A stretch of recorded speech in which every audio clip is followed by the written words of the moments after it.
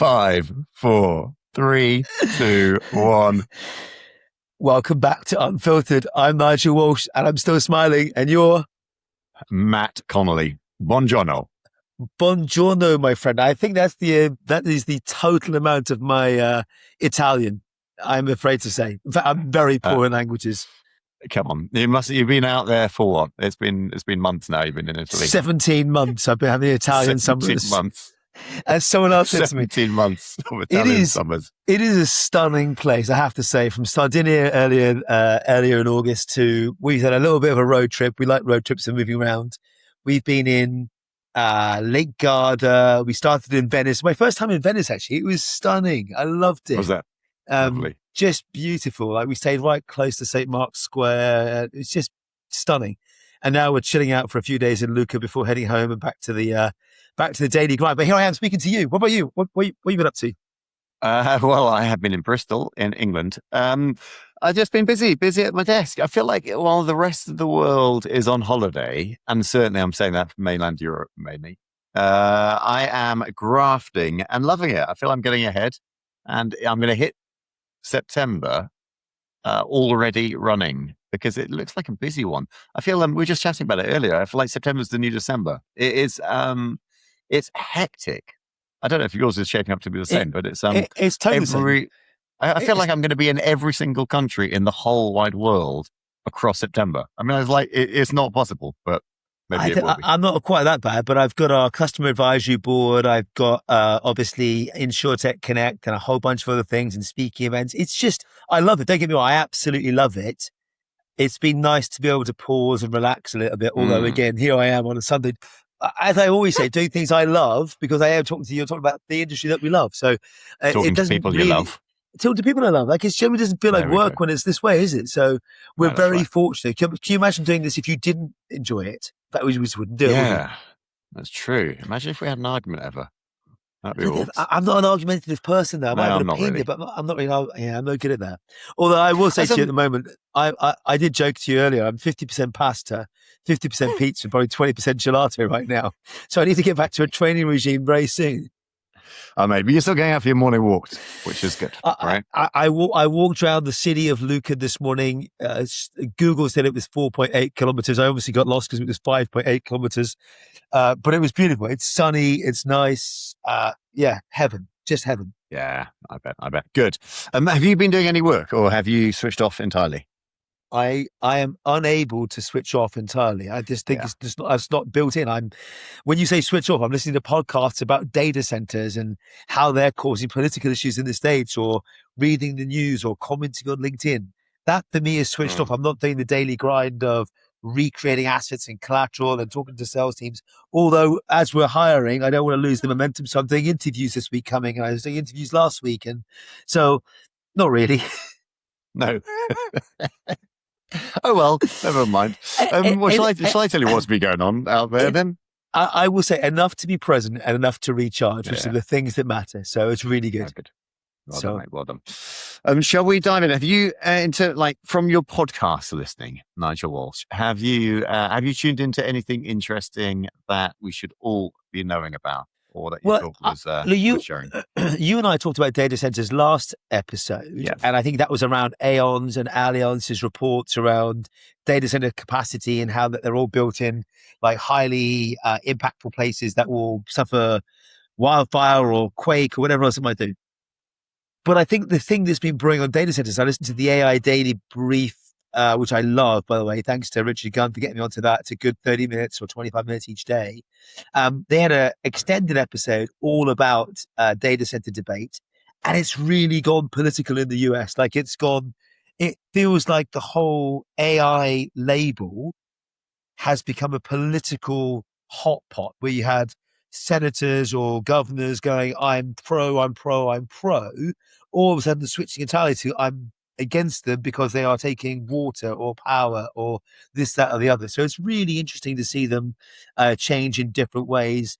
And now the number of moratoriums or states that are going, we don't want them here, we're banning them, we're not going to do this, we're not going to do that, is extending quite rapidly. So I think they've gone from full on, we want all the power of AI, but we don't want the actual thing to make it work. It's like me saying to you, I want the six pack, but I'm not prepared to actually eat healthily or exercise.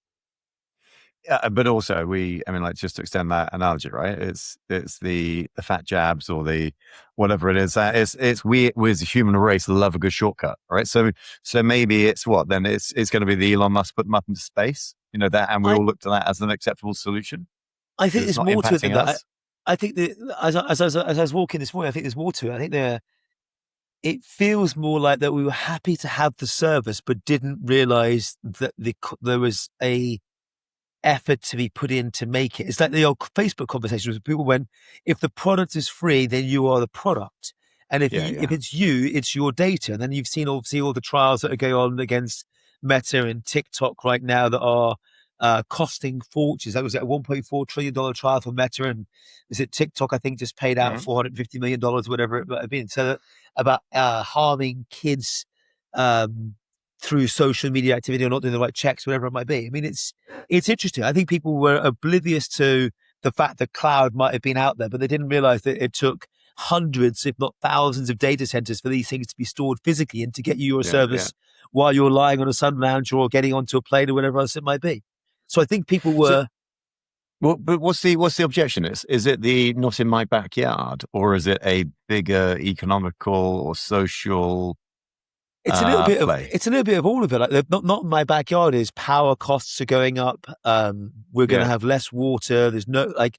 If you think on one hand, you've got folks early on going, AI is going to take my jobs, and now you've got AI is taking all my water. People are going, well, where is AI good for society? Where is it Mm. not? And I think Yeah, a yeah, lot of yeah. this is around misinformation. And then there was a whole thing on the AI data brief about is this a smear campaign from the Chinese to help them get accelerated ahead or whatever else it might be. So it's full on gone political, which I think is Yeah. fascinating. Yeah, yeah, yeah. And then at Also, the I end of think it, there's. Sorry, go on. I say at the end of it, they had some really good examples of places that had deployed data centers, for the last 20 or so years and the benefits they've got. Like some states were saying, we used to charge them 32% property tax. Now it's 42% or 45%, whatever the numbers were. But as a net result, they've built this swimming pool, invested in this, property tax has gone down. So we're just not seeing the good news stories as opposed Yeah, to all the negative. But of course, you'll take a story and you could have two different sides of it or three different sides of it all the time, right? yeah.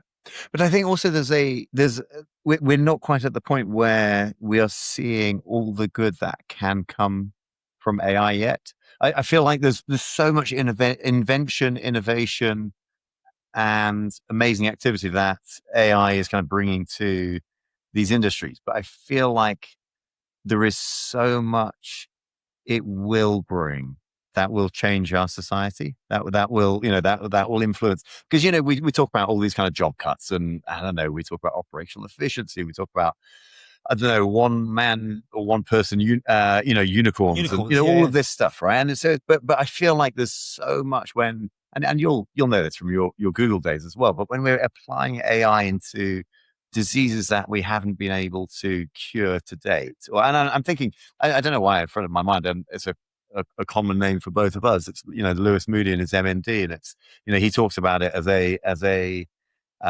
disease that is curable. It's just underfunded. And actually, can we put AI to stuff like this, and so we can reduce, the global suffering? Yeah, maybe, right? And actually, if we start seeing some really good stuff come out of AI, will we as a society be a little bit more accepting of? And Well, and I wonder, right? I don't know if it's as simple it as that. will when you start seeing the good. And I think you and I have talked before about personalized healthcare or personalized Yeah, drugs yeah, or personalized food. Linking to your cancer story, you saw the news this week about Moderna and Merck developed their experimental personalized cancer vaccine. I think it doubled their share price or something like that. But I yeah, mean, it's like we can now, we are going to have some major breakthroughs over the coming weeks, months, years as a result of this new capability that's in everyone's hands. We're going to have great breakthroughs about better quality software and limiting the number of 0-day events because we're going to find them quicker and then patch them quicker. And it's yeah. like everything's speeding up. It's really interesting. In fact, my newsletter this week was entitled Speed Kills. Like it's about, you think about the change journey that we go on in with InsurTech. A lot of it is not about the technology, but about the change that we have to go on. And I think that's very true for data centers. Like they've always been there. They've been in that place for a very long time, whether it was in your building 20, 30, 50 years ago, through to common shared data centers that we have now, through to cloud or whatever we perceive to be cloud. People just haven't had the time to go on the journey and, to your point, understand the benefit, which is as a net result of going, hey, we're going too fast to actually appreciate the benefits of someone building new schools or swimming pools or sports facilities or lowering property taxes. So speed kills. Like, and at the moment, Speed the kills. AI, we would all agree the AI bus is like Sandra Bullock and your man in the bus, and it's speeding, and there's no brakes on it just yet. I know that movie. Yeah, mate. I hear you.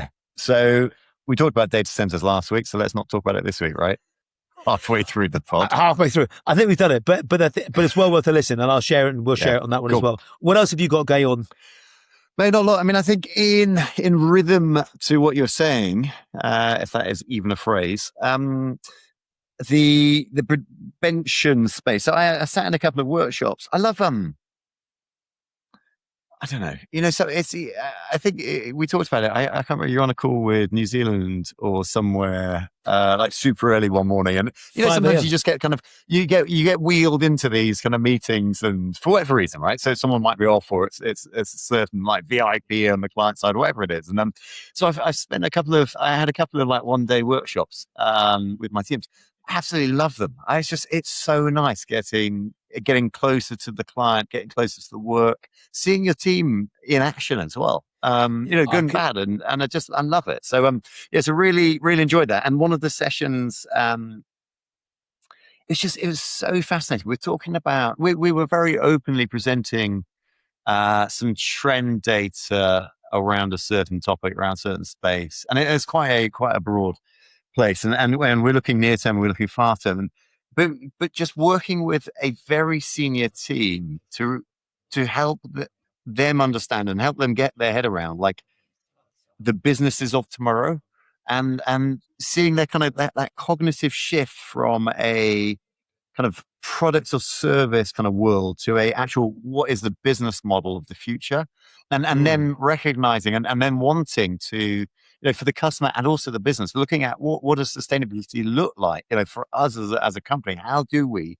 make it ensure that we are relevant in 10 years time, which is a huge exam question, right? And then recognizing this kind of actually, do we have as a huge company, do we have the opportunity to move into this preventative space?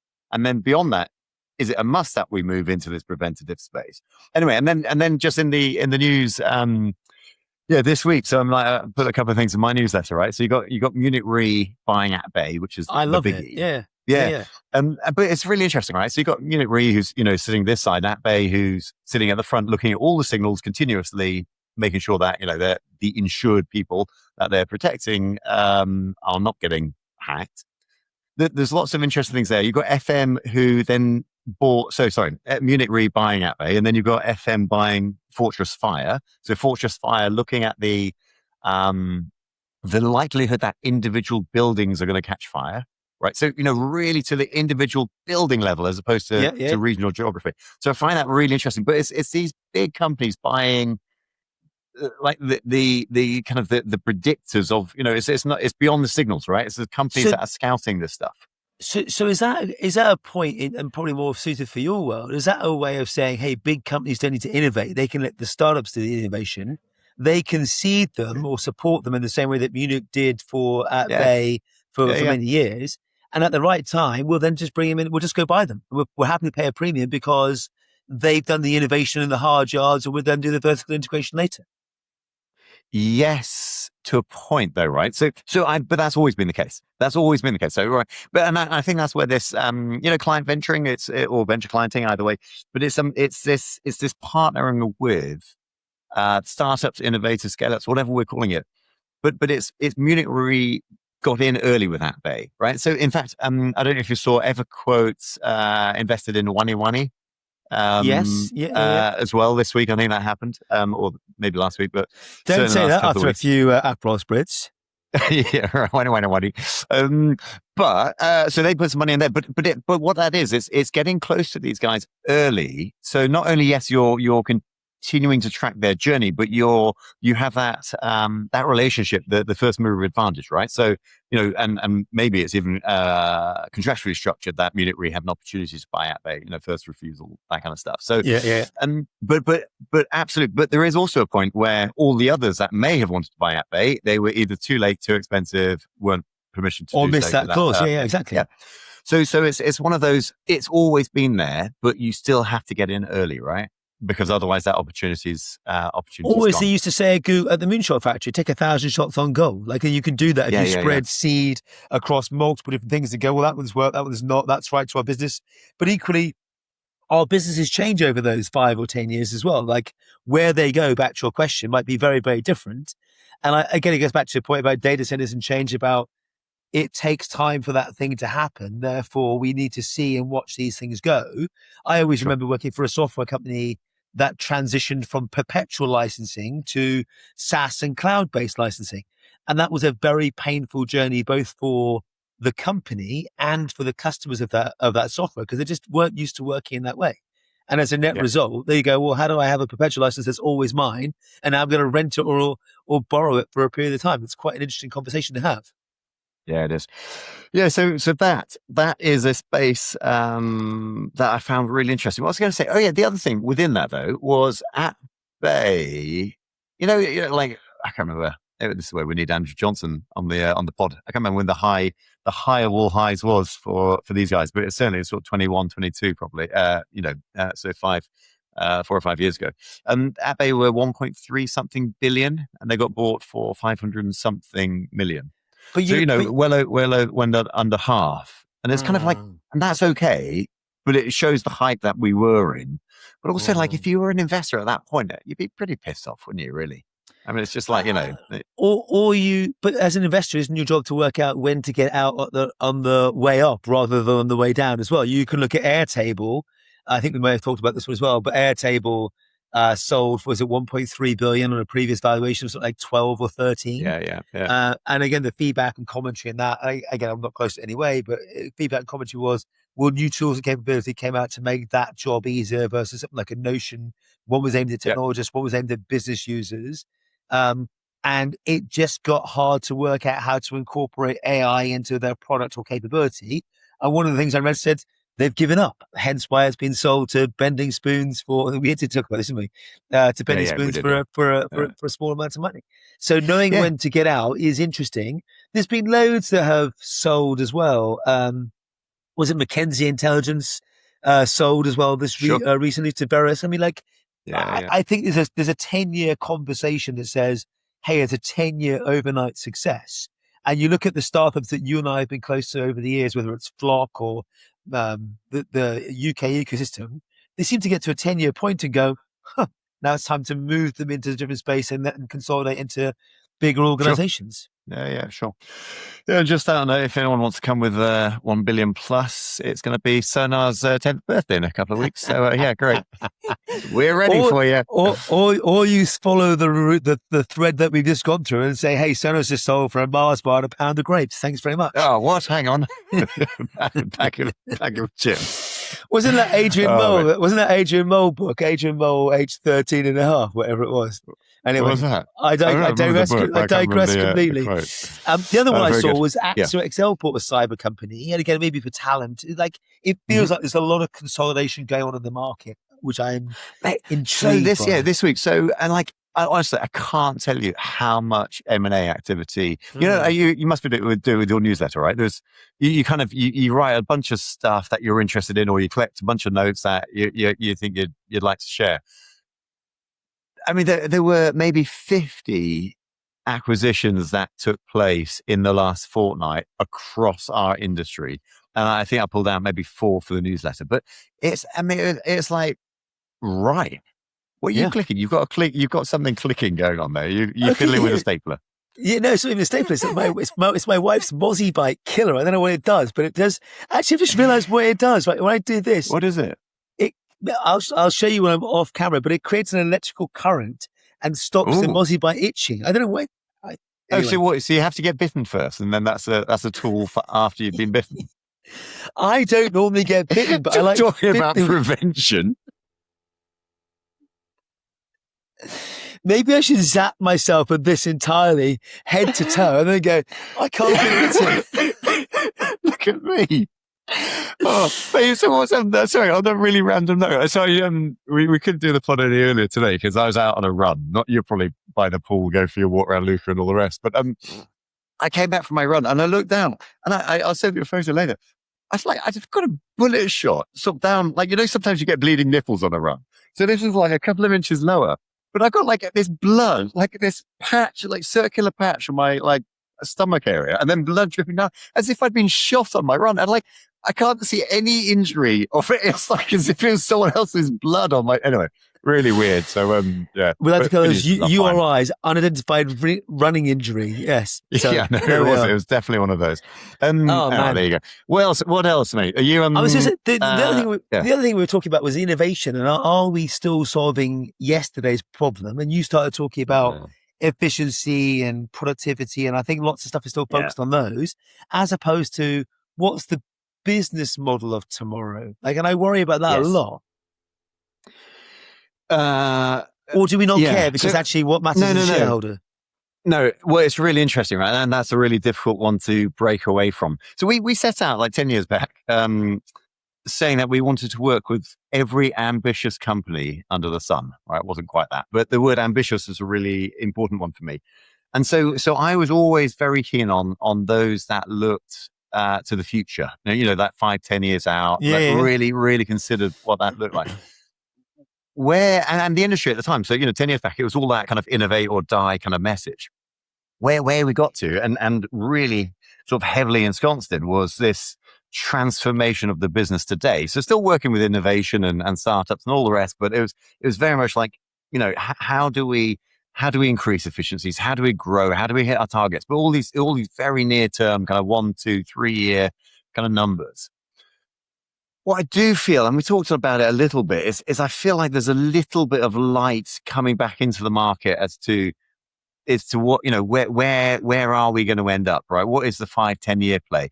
Still maybe 80% of focus is on the today, but there's just something going on, some lift of, let's make sure we are paying attention to the tomorrow as well. But I think this goes back to your prevention point as well, because if you think about it, if you had written your 5-year plan pre-ChatGPT or Gemini and Claude, it would be very different than you'd be writing it today. And you always have to rip it up and go, what do we broadly have to go after, whether it's customer centricity or cost out or whatever else it may be. But there's a massive accelerate come in. So I think you have to rewrite some of those things and then go, is our business model still valid in this? Think about the whole SaaS apocalypse that went on, right? Sure. Is it still valid that you'll be buying software or building your own? And that buy versus build debate comes up all the time. Then JP Morgan came out, was it last week or week before last, and said, hey, the buy versus build debate, whilst lovely and you can get to demo really quickly with Claude and Gemini and lots of other AI tools, you can't get to production. This is what it takes. There's a penalty for building it yourself, which is actually very useful. That then puts some confidence back into the market for SaaS companies. But I think back to my point about speed kills, the speed at which things are going round needs you to just to pause a little bit and have some strategic patience to sit there and go, what's actually going to happen? And let's play out some of those scenarios in interesting ways to go, is it going to impact us? And are people going to change? Because whilst you might develop things at 1,000 miles an hour, back to our change conversation for data centers and so much more, are consumers able to adopt it that quickly? Like, who's still buying insurance from an LLM? Who's given an LLM their credit card? Is it the top 1% or top half of 1% versus the other 99% of the population that are quite happy going to a broker or going on to price comparison website, going to direct to a carrier?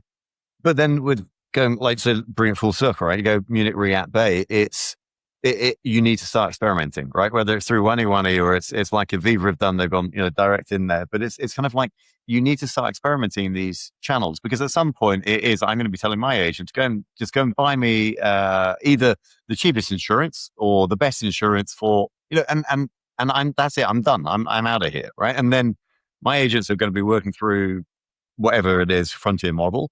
to be then selecting that and buying that on my behalf, right? And that will be happening when? What, 3, 5 years? I mean, it's soon, right? I think it's now, but now for the top 1% of people that are prepared to play with it, I'm not sure they're doing agentic commerce just yet, but it's definitely coming in, right? Yeah, that's right. But it's not necessarily end to end. It's not full, right? And then also the other end isn't the complete set of insurers that I'm able to buy from, right? And so, but that will soon enough be of interest to that 1% end to end journey, and it will just be that will just revolutionize how.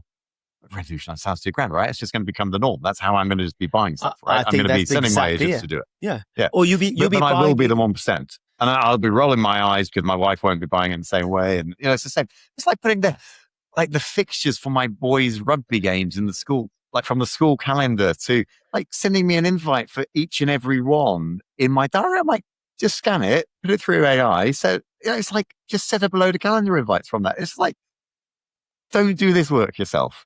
Right, but it's just how different people like to work. And she chooses to, right? Yeah, I subscribe to Watford Football Club calendar because I could try and go to the home fixtures and whatever else, and it's just a calendar. And as soon as the games get updated, they get updated in my calendar. And it's just an easier way to work. But we've all got to go on that learning journey to understand the art of the possible, and we all learn it different ways and means. Like my wife, for however smart she is, can't stand AI voice assistants and that sort of stuff. So Siri doesn't work on her phone. I sit in the car and dictate to the phone, whether it's Whisperflow or Siri, and ask her to set reminders or do alarms or send messages or whatever else. I'm like, my mind is always racing. Wait, are the rest of the family in the car at the time? I bet they are. No, on the aeroplane who's like, no, I'm not. I'm definitely not. And I do get told off for using Whisperflow when I'm in the house and I'm around the kids. Like, just don't. And in fact, the current thing is, if I'm saying something to the phone quietly, any one of the kids or Emma will walk up to me and go, cupcake. So if you see a message with the word cupcake in it, I've been caught by one of the family. Yeah, exactly. No, I do the same on dog walks. I drop back and then have a little chat with my phone and then jump forward. I can't believe we're so similar, right? I love that. And dude, we probably better get going. It's a Sunday, isn't it? No, it's Sunday. You're in Lucca. Don't forget. Oh, go on. Two other things that are interesting to this conversation. Number one, our 10-year story. We've got Chris Bailey back from our Australian insurtech. We've got Julian back from Cover Genius. We've got Julian back from WeFox. They're both building again. Like, you could argue 10-year great companies, lots of learnings, lots of mistakes by their own admission to go, hey, we found these things out. We've learned this. Here's what we're doing again. I love it. I think there was a thing I was watching the other day that said, hey, you win the lottery, you stop working. The answer is you're not going to stop working because it's not in your DNA to do nothing. You're always back to go do something more, to do something more. So I'm excited to see these guys back building and doing net new things. And then the last one I'll finish on was back to change. There was an article in the FT that I saw that said Anthropic's best AI model struggles to attract users as cheaper tools thrive. So there's a cost debate coming back. I'd argue we're not even at level 1 and they're at level 155 already. So people aren't using the basics that we've got right now, never mind the ones that could do super cool stuff. Back to the 1%. Interesting, huh? Interesting. Maybe we need to find something we build for the 99%, not the 1. But that 99% is going to slowly decline, isn't it? Because they're going to move over. They are, but yeah. Oh, in fact, I've got some big news. I've got some big news about that. Okay, I'm going to tell you about it offline. That's another business idea. All right, but nothing to do with our industry. It's to do with cakes. You know me. You know me and cake. Anyway, hey, good to see you. I'll leave you on Sunday. Enjoy your day. What are you going to do today? How's it going to be spent? I am going to literally go and sit by a pool and finish off when you said it. Excellent. Good. Well, enjoy that. Hopefully the family won't interrupt. I have got a kid's birthday party this afternoon, and before that I'm going to cook a barbecue. So there you go. I love it. All right, man. The sun is shining. Mate, take care. Have a lovely one. Nice chatting. Bye.